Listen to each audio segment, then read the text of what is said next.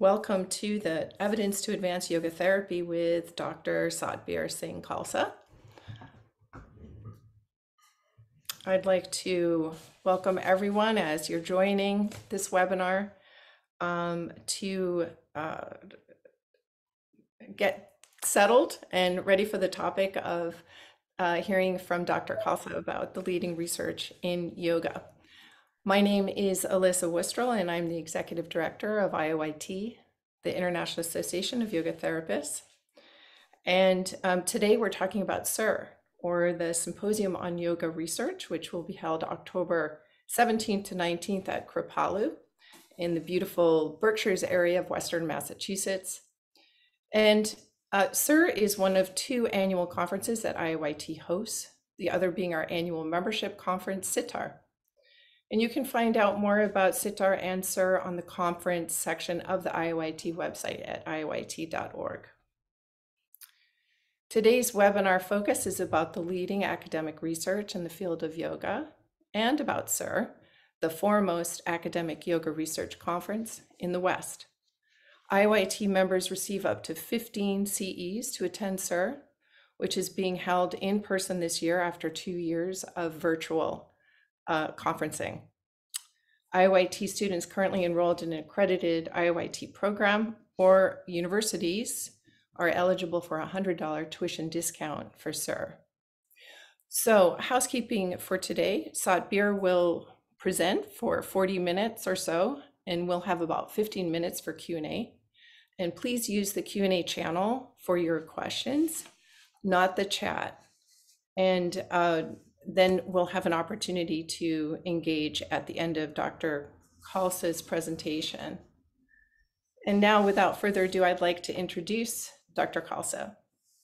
Bir Khalsa, PhD, is the Director of Yoga Research for the Yoga Alliance and the Kundalini Research Institute, a research associate at the Benson Henry Institute for Mind-Body Medicine, a research affiliate at the Osher Center for Integrative Medicine, and an associate professor of medicine at Harvard Medical School at Brigham and Women's Hospital. He's conducted research on yoga and yoga therapy since 2001 and has been a practitioner and instructor of Kundalini yoga since 1973. His research has evaluated yoga for insomnia, chronic stress, and anxiety-related disorders, and in workplace and public school settings. He works with the International Association of Yoga Therapists, promoting yoga research as scientific director for the annual Symposium on Yoga Research, or SYR, and as editor-in-chief of the International Journal of Yoga Therapy, or IJYT. He's medical editor of the Harvard Medical School Special Report, Introduction to Yoga, and chief editor of the medical textbook, The Principles and Practice of Yoga in Healthcare. Welcome, Dr. Khalsa. Thanks very much, Alyssa. It's a pleasure to be here and to share some of the basics and the background around this whole idea of a symposium on yoga research, a construct which I think in the West probably was not even in anybody's mind maybe 20 years ago. So I'm going to go ahead and get started. And the title of this presentation is IAYT Symposium on Yoga Research, Evidence to Advance Yoga Therapy. I'm going to talk about the rationale for yoga research to some degree, the rationale for and how that's supported by the research that's been done and ongoing. I'm going to talk about the history of the Symposium on Yoga Research and why we need such a symposium. And then I'm going to highlight what's coming up in terms of the scheduled symposium on October 17th to 19th in just almost 6 weeks or so. So let's start by putting yoga research into perspective, this whole idea about doing biomedical scientific research on yoga practices. And what we know is that yoga practice is something that's becoming very, very popular. And we have the strongest statistics here in the US. This is from a government survey showing that in 2017, 14% of the population had practiced yoga in the past year. And what's also remarkable aside from that huge number, is this remarkable trend. There's a 50% increase in each of these 5-year intervals, and we're due for a 2022 survey. And so if that 50% increase holds, we're talking about over 20% of the population. Now, when you're talking about 14% or 20% of the population doing something, this is a major, major movement in the culture. And basically, the society has adopted yoga as an integral practice. So the question really is, given this adoption of yoga, why would we need to do research on yoga? What's the point of doing research on it? And actually, I like to ask this question in the reverse. Why not do research on yoga? And there's some actual reasons that we have to consider. One of these is that this research is costly. A lot of it is funded by federal agencies, your tax dollars. A full study is $2 million. A preliminary trial is $700,000. So this is a lot of money that's being spent. And these trials are lengthy. The full study is 5 years long, and that's just the study itself. And then there's a couple of years involved in waiting for the publications. And a preliminary trial itself is 3 years long. And not only that, but this might produce 1 or 2 papers, 1 or 2 publications in a peer-reviewed journal. But that's not enough to make policy changes and justify further implementation. It requires further replication and a critical mass of studies. So it's just a real small drop in the bucket, despite the large cost and time involved. Furthermore, biomedical research is very different than yoga practice. It's reductionistic, it's dualistic, and to some extent, it's almost dehumanizing, whereas yoga is almost the opposite in terms of its underlying principles and practice. So obviously, I have an answer for this, and the answer is really to reach populations that ordinarily do not have access to and or knowledge of yoga. And this may sound strange because I just finished telling you how popular yoga is. But the devil, as is always the case, is in the details, and the details around the demographic of yoga practice.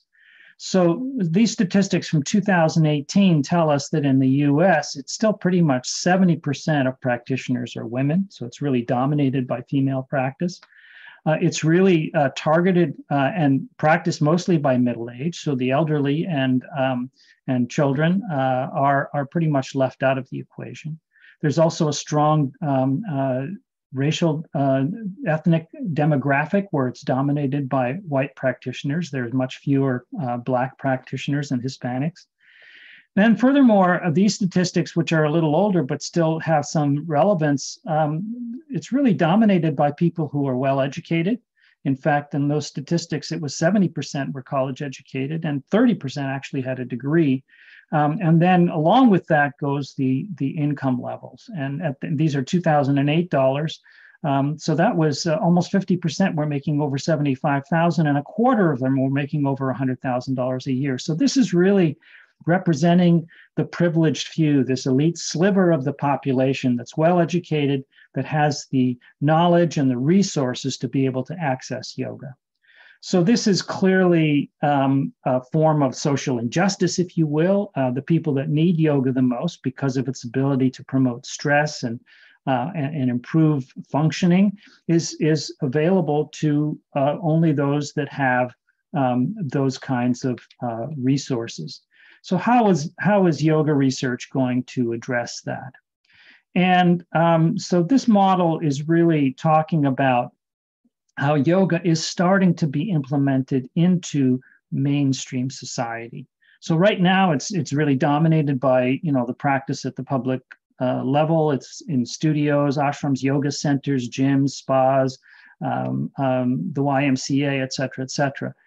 And there is some degree of implementation, some transfer into sort of yoga in the public schools, yoga in the workplaces, and perhaps even yoga into the healthcare system.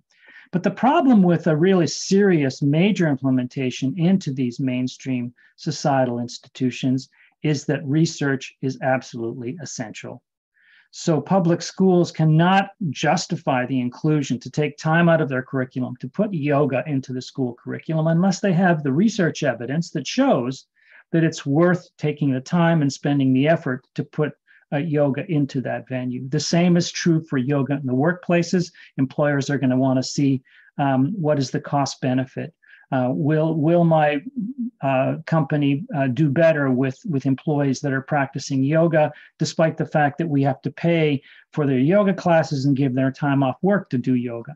And the same is also true specifically with respect to yoga as a therapy in the healthcare system.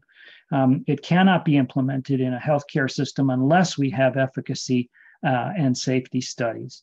So this is why research is really a key for this major implementation of yoga into these societal venues. And this happens through a variety of different research efforts, and this is sort of a whole spectrum of different types of research. There's anecdotal evidence, which is really the weakest kind of evidence. Then there's case reports and case series, survey studies of people that have practiced yoga. And then you get into actual prospective trials, feasibility trials, short, small trials with small sample sizes. And then the main bulk of research, which are so-called phase 2 randomized controlled trials, in which you have two groups, and one group gets yoga therapy, the other group doesn't, and let's say they're treating hypertension, and then you show that the blood pressure is reduced in that group. And that's very important. And a lot of these types of studies may make it into the media. The media will report that there was a trial published showing that yoga improved hypertension. When you get enough of these types of studies, then scientists will start publishing review papers and meta-analyses. These then to start drawing attention to the clinicians, which are more influenced by these types of review papers. And then the higher level research is the so-called phase 3 randomized controlled trials. These are very large trials, multi-site trials, which actually then support the development of consensus statement and guidelines by teams of researchers who are in specific fields. And these consensus statements are really suggesting policy changes. And these will then be out to the media. They will affect what goes on in medical schools, because then it might be taught in medical schools. And certainly this is also influential to clinicians who are very respective of these types of consensus statements in their clinical practice. And then, of course, the clinicians are working on the patients, and the media is going to affect the general public. So this is how the research ultimately gets to both patients and to the general public through this research pathway. So this is now a field of research that is growing very rapidly. These are publications that have the word yoga, the word review, or the word meta-analysis in the title. So it's a very conservative search, but what you can see is that at the beginning of the 21st century, we didn't have many of these reviews, but look what's happened ever since that. Over the past 10 to 12 years, there's been a remarkable increase. And in 2021, we had almost 50 review papers published. And these review papers can cover anywhere from 10 to 50 published yoga studies summarizing the research evidence. So this is a very rapidly growing field, and it's starting to improve and increase our knowledge of how yoga works and what yoga is good for. So we can now look at models. When we talk about yoga, looking at contemplative traditional yoga practice that incorporates all of the major components of yoga. We know that it has effects on the physical body through fitness changes. We know that it improves self-regulation, particularly stress and emotion regulation, leading to stress resilience and tolerance and emotional equanimity. We know that the meditative component improves mind-body awareness or mindfulness, and ultimately leads to improvements in concentration, cognition, and even the induction of this metacognition state. And even studies, there's a body of research now actually showing that there's improvements in spirituality by the induction of these unitive states, the experiences of transcendence flow, leading to these changes in life, meaning, and purpose. And because of this broad spectrum of functioning, we're seeing changes in global human functionality on the gross level of physical, mental health, and performance to these skills, which are very important: stress and emotion regulation, awareness, mindfulness, and metacognition, which then ultimately lead to the deepest changes and the most valuable things in life, including life purpose and meaning and spirituality. And within these mechanisms, we now see the relevance to all of these different populations and venues in society. The stress regulation is critical for students in school settings, as is emotion regulation, as is the control of attention in terms of academic performance. The stress plays a major role in many diseases.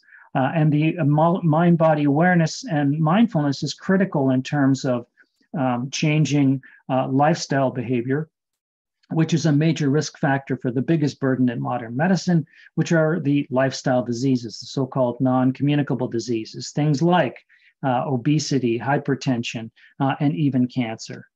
So this is really coming through this research, and the rationale is important because modern society is not just satisfied with the research evidence, they also want to know the mechanisms, and this research is also providing not only the efficacy, but also the mechanisms by which these practices are making these improvements.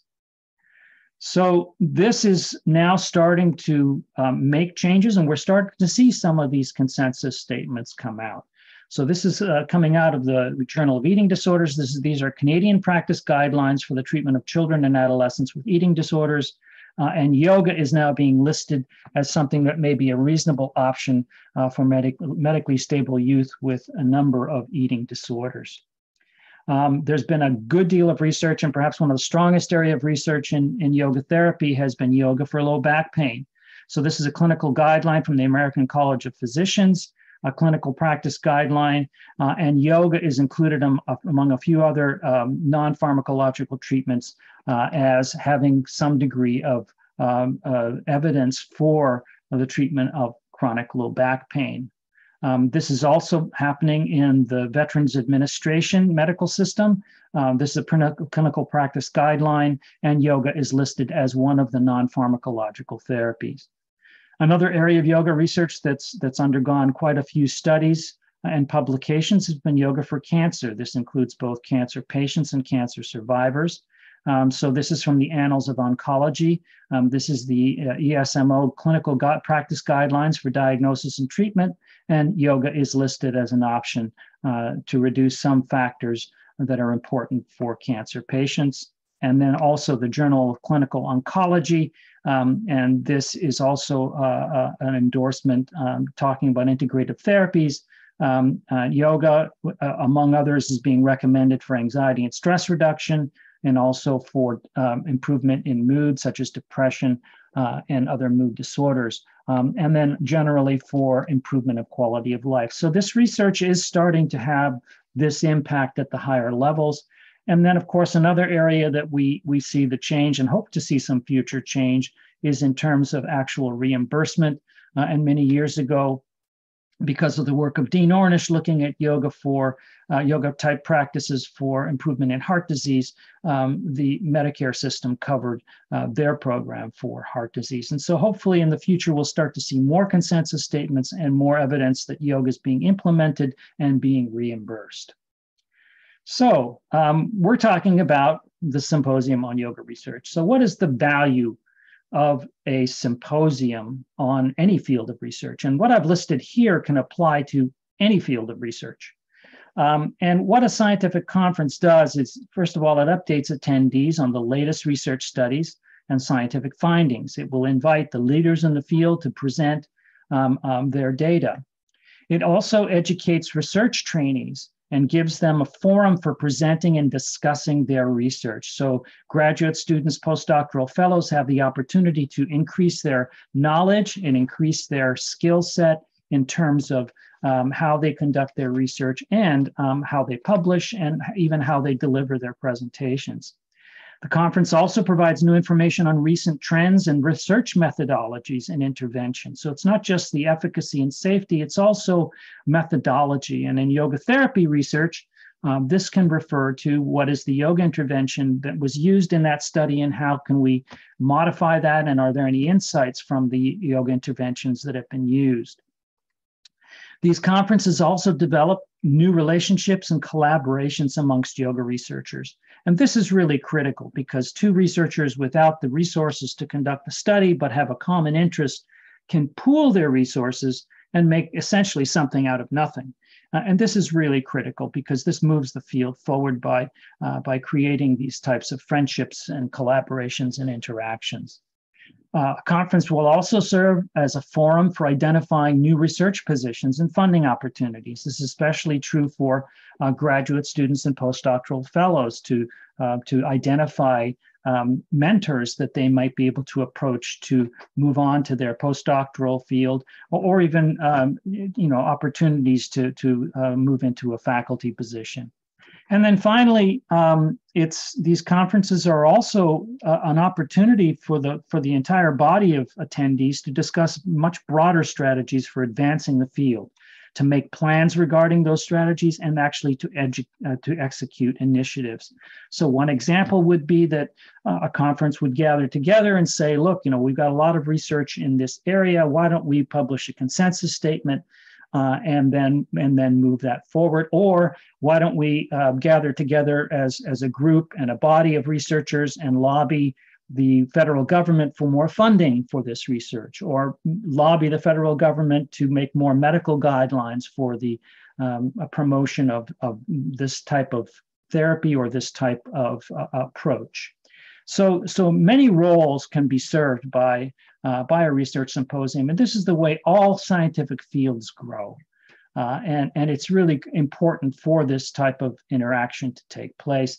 And although we've done okay with virtual conferences during the pandemic, there's a lot to be said for in-person opportunities, because they provide interactions that you just simply can't get with a Zoom platform. So let's talk about research conferences with respect to yoga. Now, up until we started with IAYT's conferences, the only research conferences on yoga were being held in India. And they're still being held, and they've been held for quite a few decades. One of them is being held by the Kaivalyadhamma Institute in Lonavala, just outside of Mumbai, and they continue to have conferences. They used to do it every other year. Now they're doing it every 3 years. Another organization is the Swami Vivekananda Yoga Research Foundation, or SYR. This is even a larger group that has been doing this now for almost 2.5 decades, and they also hold their conferences fairly regularly. And then finally, there's the Patanjali Research Foundation, which has held a number of conferences, but has not held one for a few years. And there are a few other organizations in India that have held specific yoga research conferences. One that comes to mind is the National Institute for Mental Health and Neurosciences in Bangalore, which has a yoga research center, and they have had a few conferences, starting with virtual conferences during the pandemic.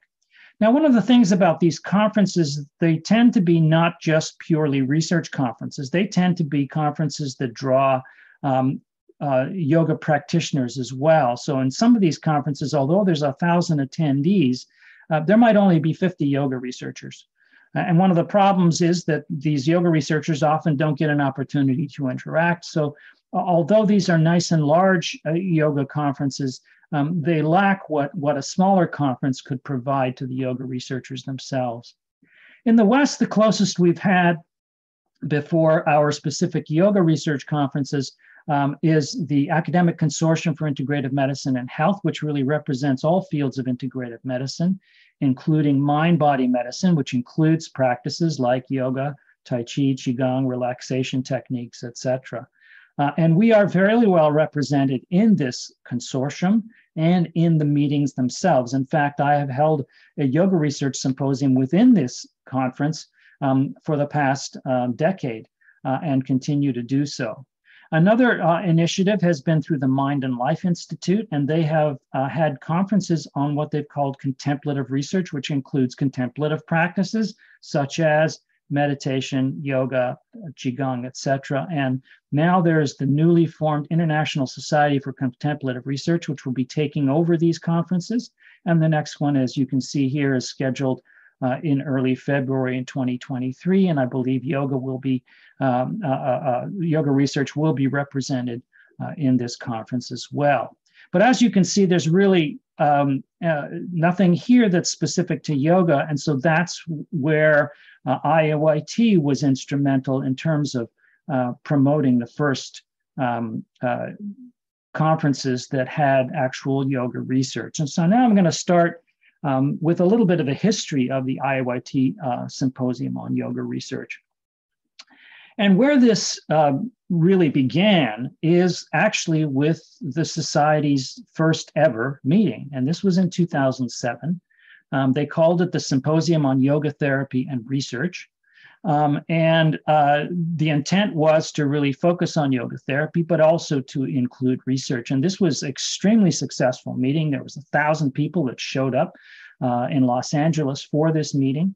And research was represented, and it was largely coordinated by Matt Taylor and a few other researchers, including Karen Sherman. And what you can see here is that they had an early pre-conference workshop, The Road to Research. And then they had a listing of current research, and some of that was presented by Karen Sherman, who, of course, is one of the leading yoga researchers.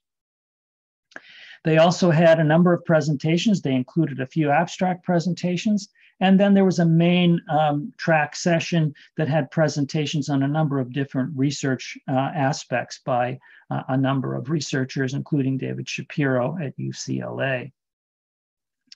2008 rolled around, and by that time, I was clearly involved. That I certainly attended the 2007 symposium, and I was actually in dialogue with John Kepner, the CEO, well before the first symposium. But by the second symposium, I was deeply involved. In fact, I was coordinating the research component of this symposium together with Karen Sherman. And what we were able to do in that meeting is to have, again, an intensive in which we presented basics of yoga research and a session during the conference in which we talked about research and its importance and its characteristics with respect to yoga. We also had research abstracts and presentations. And then when we got to the third symposium on yoga therapy and research, we had expanded the research component even more. And I was working together with Kim Innes, another leading yoga researcher. And we were able to bring in two keynote speakers who were specifically yoga researchers, Shirley Tellis, who is probably the most prolific and highly published yoga researcher in the world, and Luciano Bernardi, who was a real leader in the field of research on pranayama. And we had a pre-conference workshop that was fairly extensive. We had a number of speakers that ran the whole afternoon. We introduced for the first time a research poster session in which there were abstracts submitted for poster sessions at this conference. There was even a researcher lunch session. And then beyond that, we actually had a parallel track session, which included a lot of the research that was published. And here's all the titles of the publications in that conference. And then we also invaded the conference itself by having a main conference session devoted to yoga research. And this is where we had Shirley Tellis, Luciano Bernardi, myself, and Kim Innes present during the main session of the conference. So at this point in time, I was quite happy because we had basically really made SYR into a good fraction of SYR into an actual research conference. And my vision was that this would continue forward, and we have basically a parallel track symposium where we'd have yoga therapy on the one side and the research on the other side. And then fate kind of intervened because around 2008, from 2008 to 2009, we experienced a recession. And these are two sort of key emails that are sort of history making, if you will. I received this email on June 13th, 2009. This was from Betsy Murphy, who was involved with IAYT. And this was regarding SYR 2010. Individually, nationally, and globally, the economic status has taken a toll on many, especially the area small not-for-profits. IAYT has been no exception. As a result of a desire to move forward in a position of strength and support the board has determined at this time to forego a 2010 SYR conference. Now, I was a little bit stunned by this. I thought, geez, you had really, really strong conferences. You should keep the momentum going, but the decision was made. And I prevailed upon John Kepner to say, hey, if you guys aren't going to do a SYR, why don't we do a smaller, just pure scientific conference? And so on July 16th, I got this email from John Kepner, then executive director. He said, hi, Sapir, I've been in conversations with Ivan and Veronica, who ran the SYRs up to that point. They would be open to helping us develop a research-focused SYR in the fall of 2010. Would you be interested in this? And if so, do you think this time and place would be attractive to researchers? I'm at the Himalayan Institute right now, and they would love to host some kind of research conference here.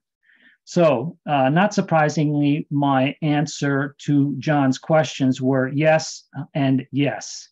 And so we, in fact, held the first symposium on yoga research at the Himalayan Institute. This was in early October 2010. It was a great conference. We had almost 200 people attending. We overwhelmed the Himalayan Institute because it was beyond their capability. They had to rent tents for the meals. And we had really great speakers. Dean Ornish spoke by video. Our other keynote speakers were Lorenzo Cohen, Shirley Tellis, and Bessel van der Kolk. We had a full range of really good invited speakers. We also had poster sessions. Then that was the beginning, and it just didn't stop, even though SYR was then back on track in 2012. We continued with the Symposium on Yoga Research, and you can see all the banners from the symposia. We were early on in the fall. We switched to the spring and then back to the fall, and that was kind of a hiccup, but we've had one essentially every year for 11 years. The first one was at the Himalayan Institute. The second was at the Kripalu Center for Yoga and Health. And then the third one we held back to back with SYR in Boston at a hotel. But it was clear our attendees really preferred a yoga venue. So we went back to the Kripalu Center for Yoga and Health and have been there essentially ever since then. We went virtual, of course, in 2019 and 2020, or 2020 and 2021.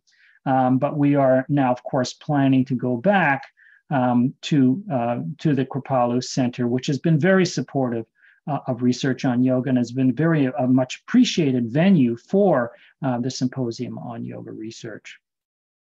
So what is the structure of SYR? How does SYR operate? Well, there's 4 scientific program committee members that rotate. In addition to myself, we have a 5-committee member team.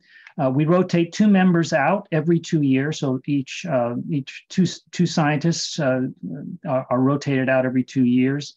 And the new members are actually by option, and we have a candidate list of people who apply, and the existing committee votes them in terms of priority and strength. And the role of the committee is really largely focused around speaker selection and abstract review. In terms of the structure of the conference itself, we have a pre-conference workshop on methodology. And these are presentations, short presentations with a lot of discussion time available to the attendees. And these are presented by the committee members. We have 3 keynote presenters who are allowed a full hour presentation, and we pay for them to come. And then we have 6 oral presenters who are each given a half-hour slide presentation time. But the conference really is constructed around the poster sessions of approved abstracts. We have 2 poster sessions, and we really built the conference around this because this is the place where the scientists can really interact with each other, where the trainees can interact, and where the yoga therapists can interact with the researchers themselves. We also have special interest groups during the conference. And one of the things we include is abstract awards, which many societies and organizations do to award the young trainees based upon merit. So this is a photo of the pre-conference, and this is the 2010 pre-conference. This is Lorenzo Cohen presenting during the conference. Each presenter presents a very brief presentation of 20 minutes, and then we spend a good deal of time on the panel answering questions from the audience. So it's a very interactive pre-conference, and it's really focused on methodology. And then we have keynote speakers, and these are just some of the really notable speakers we've had. I mentioned Dean Ornish in 2010. Bessel van der Kolk's a leader in the field of trauma research and has been one of the leaders in actually promoting mind-body therapies, especially yoga, as a treatment for PTSD. Lorenzo Cohen is the director of the Integrative Medicine Center and MD Anderson Cancer Center and has published some leading research in yoga for cancer patients. Rob Saper has done remarkable research on yoga for low back pain, and at one point was the director of the Academic Consortium for Integrative Medicine and Health. In 2014, we were very, very fortunate to have Ellen Langevin present, and she is now actually the director of the National Center for Complementary and Integrative Health. And then in 2013, we had the now late Dr. Herbert Benson, perhaps one of the leading figures in the field of mind-body medicine research, present as a keynote in 2013. And this is the listing of all of the faculty and researchers that we have had included in these 11 symposia on yoga research. These are all the committee members, and it's a who's who of really who has published in the field of research. And that includes the oral presenters as well, and then also the keynote presenters. And so we've been able to draw all of the leaders in the field of yoga research to our conference. And so for that reason, it's really a conference that is representative of the field. Now, as I mentioned, the poster sessions are really what the conference is built around, and this is where the real interaction happens. As you can see by this photo in 2010, this is where people really talk to each other and go over the data and get into the nitty-gritty details that you can't really get into in the Q&A and the question and answer session following a talk. And so this has been a key in our moving forward with all of the SYRs we've had. This is 2015 at the Kripalu Center for Yoga and Health. And I can tell you there's nothing more satisfying than walking into the poster room and just hearing this din of conversation of people interacting about research on yoga. And this is 2018, the last in-person session that we had at Kripalu. And the poster sessions are really valuable for trainees because they're an opportunity for them to show their data, to take questions and discussion from people that attend their posters, and it really gets them involved in the field in a more deeper way. And it's very satisfying for them to be able to present their data and share with scientists. And this is Jessica Noggle receiving a research abstract, who received the Research Abstract Award for her research. And then, you know, people, these trainees and postdocs are really, and even some faculty are really pleased to be able to present these data to their peers and colleagues. Now, we also have special interest groups. One of the most important ones that we've held on a regular basis has been from NCCIH. We have a representative, this is Lene Mudd here at the table, and presenting on the research funding opportunities from the National Institutes of Health.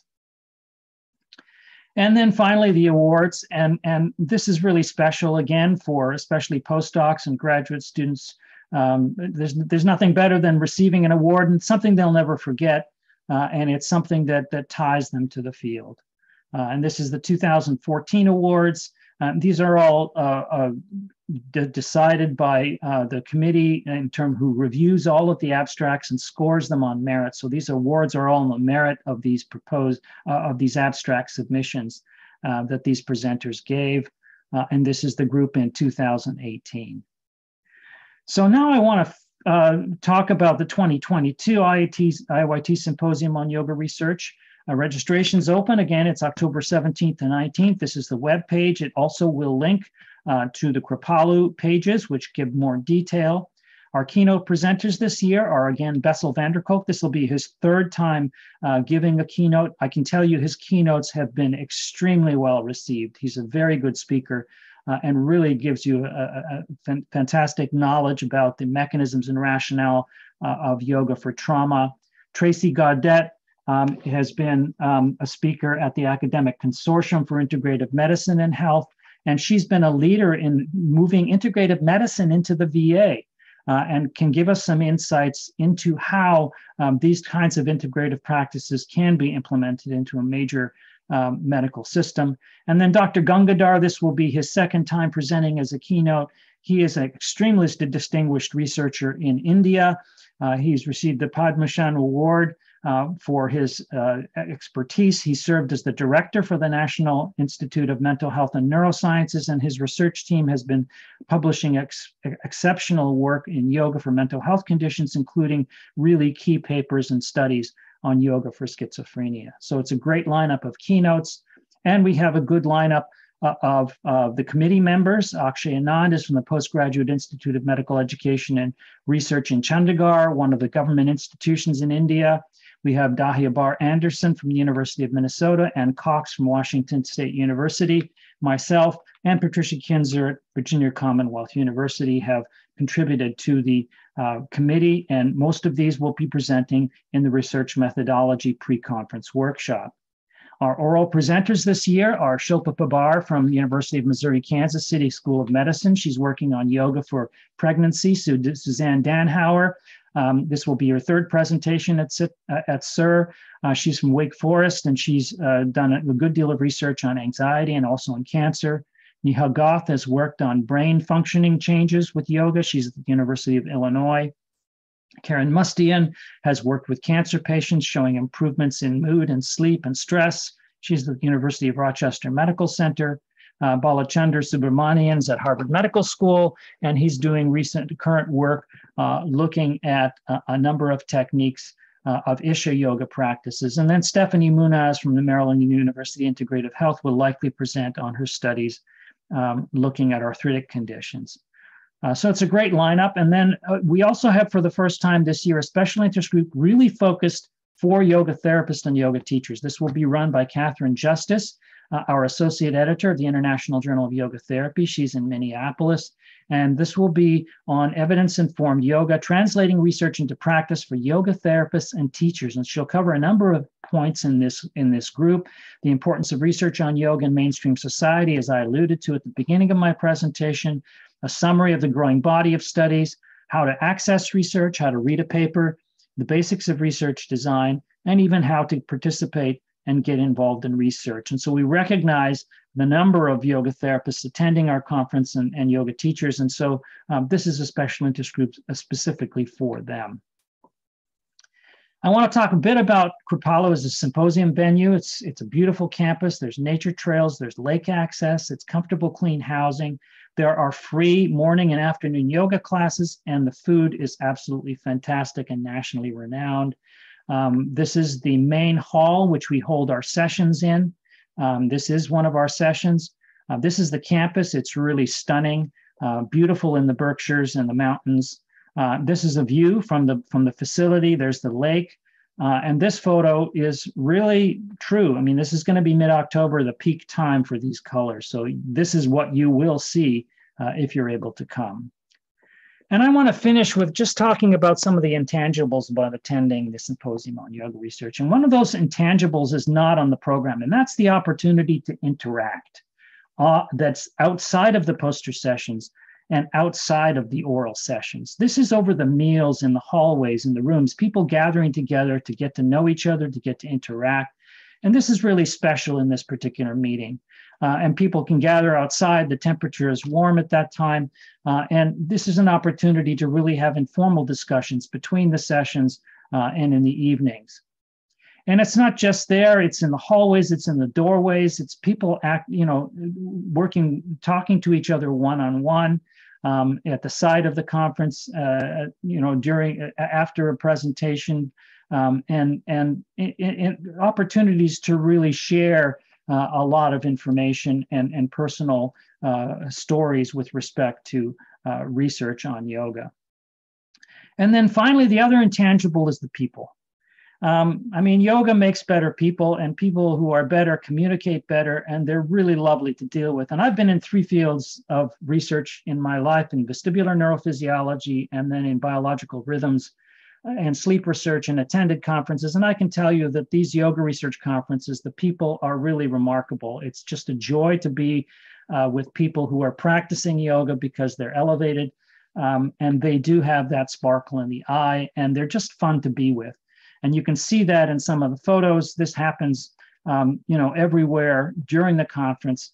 It's just a joy. It's not just the conference and the science and the venue, it's also the people. So I highly encourage you, if you considered it at all, to make plans to come. If nothing else, you'll have a good time. It's a lot of fun. So thanks for your attendance, and I'm happy to take any questions.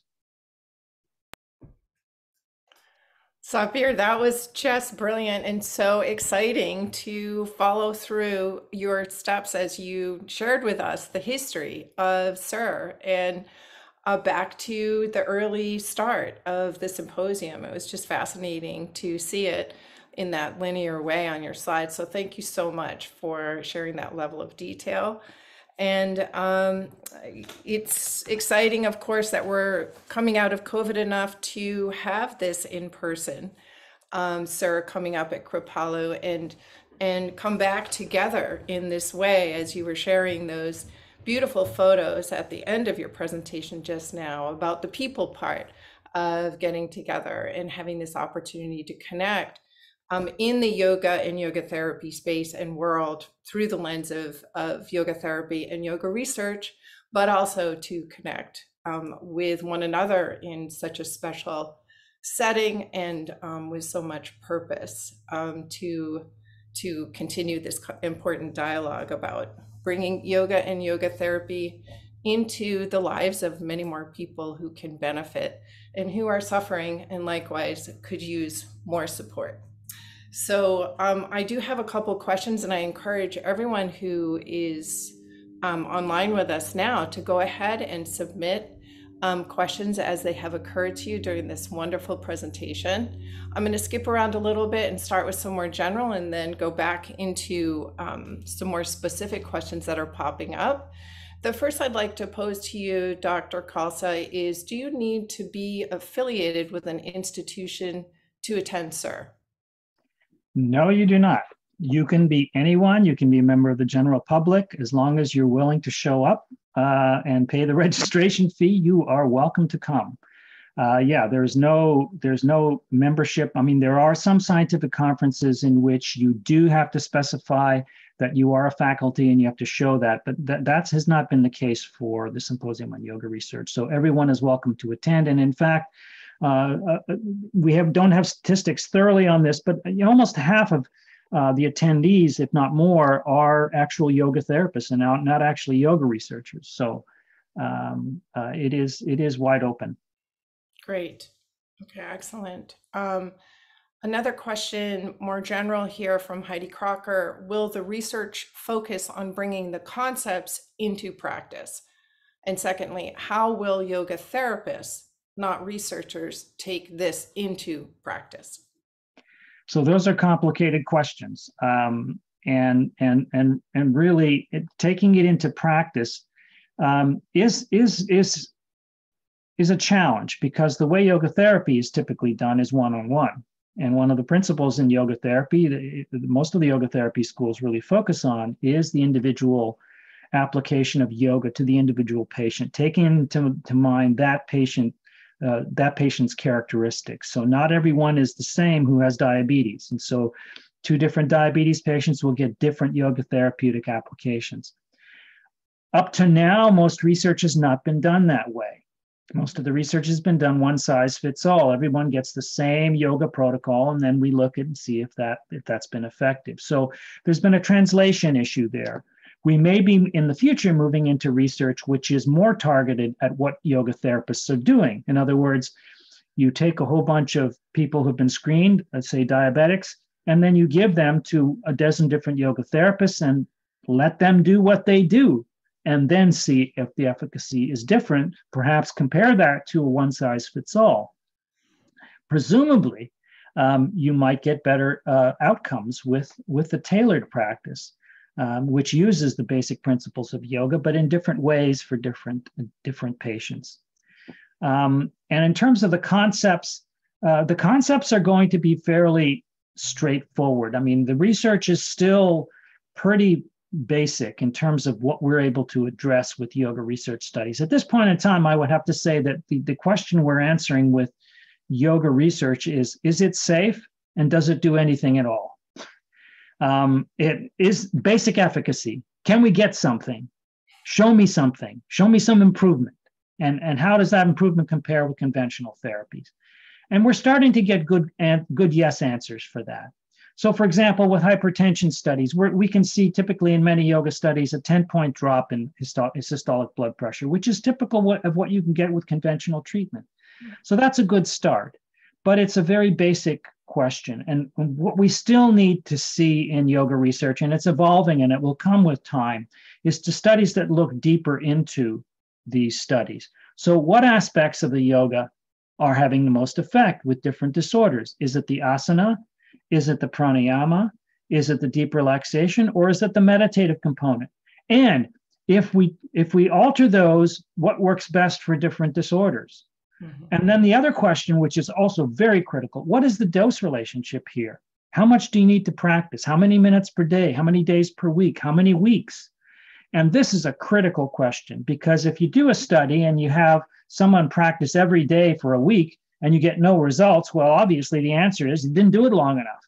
So we need to know, what is long enough? Do you need to practice it for a year, or will 6 months do? And this is critical because we need to know this in terms of comparison with other conventional studies. So these are the kinds of subtleties that still are in the future of yoga research, and hopefully some of the presentations may start addressing some of these types of issues. Wonderful. Thank you for that answer. It's very helpful. I have a couple questions here from Dana 462, and I'm going to go ahead and present both of them to you now, Dr. Khalsa. The first is more general. What advice would you offer to a yoga therapist who is beginning to look for a graduate PhD program / mentor to research yoga and meditation, apart from attending the conference, of course?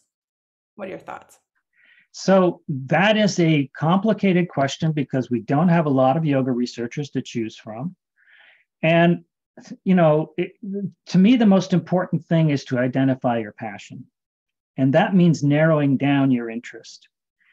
What is your passion? What drives you? Are you really interested in yoga for cancer patients? Are you really interested in yoga for what is your passion? Do you want to work on yoga in prisons? Do you want to work on yoga in schools? What really is something that you would die for, in a sense? And that is got to be number one, because if you don't have that, and you come across your first barrier, and there will be barriers, mm-hmm. If you don't have that passion behind what you're doing, you will then stop, because it's just not worth it. So you need to identify that passion first. Now, the problem is that passion, identifying a mentor and a yoga researcher who has a similar passion and also funding and availability to take you on, the odds are very low for that. It's possible, but the odds are somewhat low. So what I usually recommend is that if you really want to be a researcher full-time in terms of ultimately being a principal investigator, you have to end up being a faculty in a research institution. I just recommend going after your passion with conventional research. Go into the field of whatever it is, let's say hypertension, and find the best school, the best researcher in the field of hypertension. And you may be working with pharmaceuticals for 7 years, but the point is that you're learning the field, you're learning how to do research. And if you've got a strong institution and a strong mentor, that sets you up for your career, because now you are having the skills that you need to write grants, to run a laboratory, and to publish and conduct research. And if you go for someone who is at a very weak institution who happens to be into yoga, you're not going to get those skills to the same degree. So there may be a trade-off here where you have to sort of sacrifice the next 7 years of not doing research on yoga in order to get the skills necessary to then do research on yoga. And if you're lucky, maybe you can convince your mentor a couple of years in to maybe do some exploratory yoga research. So that's a complicated answer. Thank you. That's a very thoughtful answer. Hope that's been helpful, Dana. Also from Dana 462, under global human functioning, what does an increase in values mean? This was earlier on in your presentation. So this is a little bit of a hand-waving thing, but I would argue that the majority of society really is focused on goals in life which are materialistic. That means you get a good job, that's your focus, you get a good income, you have a good family, a car in the suburb, a big home in the suburbs with a 3-car garage. That's what society views as success. Now, we know from a good deal of psychological research that materialistic goals in life do not lead to happiness. In fact, many of the richest people are very unhappy people. And what yoga does is it changes that perspective on who you are and what life is. When you experience these transcendental states, that is life-changing. And so when you embark on a more spiritually oriented goal in life, your odds of achieving satisfaction, life purpose and meaning, and better values is much more likely. Beautiful.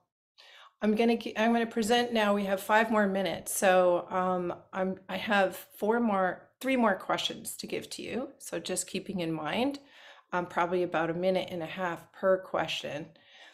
So this next question comes from Ram Bhakt. Namaste.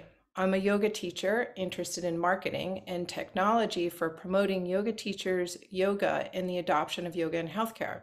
Is new technology being used in research, like wearables or decentralized, remote research?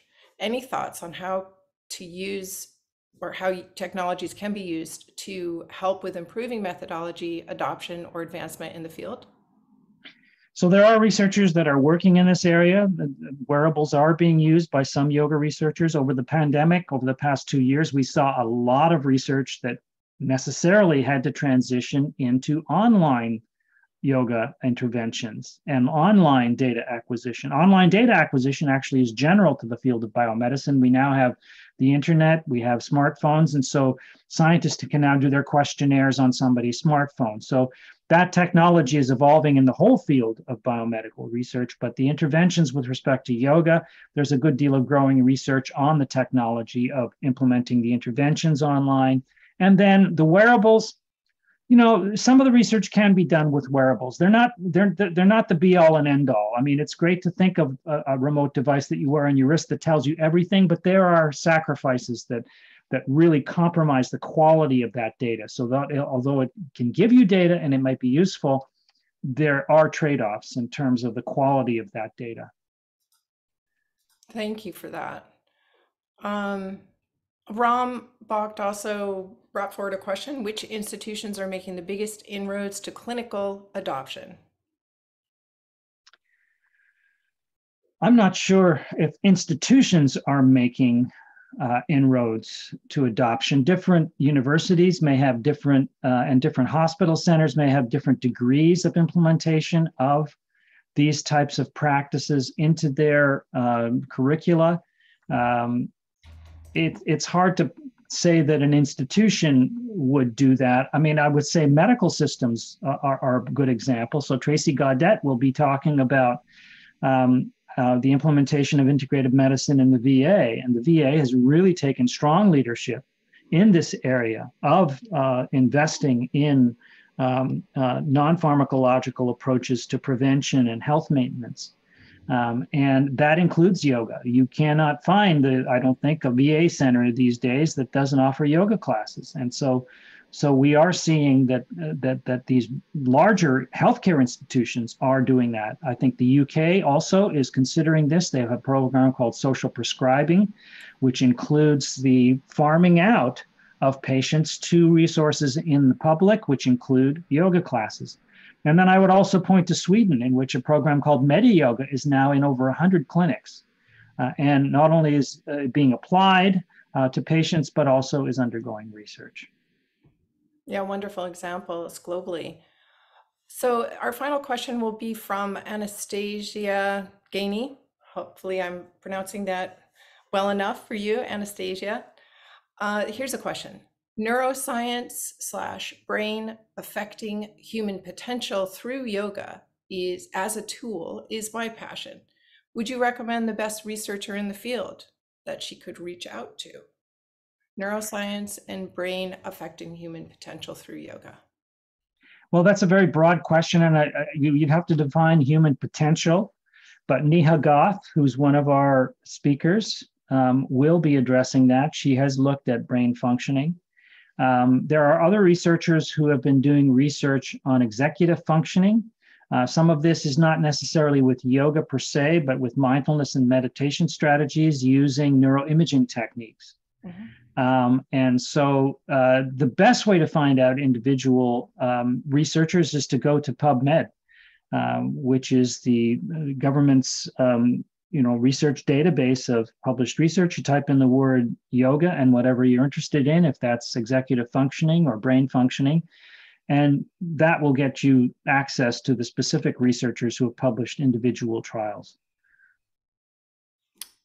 Okay, wonderful. There's some thank yous coming through to you for the advice and comments of appreciation, Sapir. So I would like to echo that on behalf of IAYT and for the upcoming SYR conference at Kripalu. We're just delighted to have had this time with you today and had an opportunity to hear from you directly about the incredible history that precedes and informs what is happening today through SYR for yoga and yoga therapy research globally. So thank you so much for your time and your presentation today, and we look forward to next steps with SYR.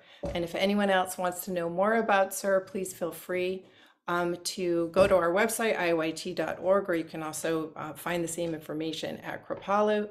But registration is available on both sites, and as well as the lineup of speakers and presenters that Dr. Khalsa was referring to.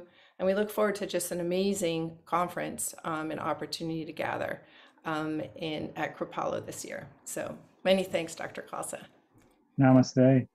Namaste.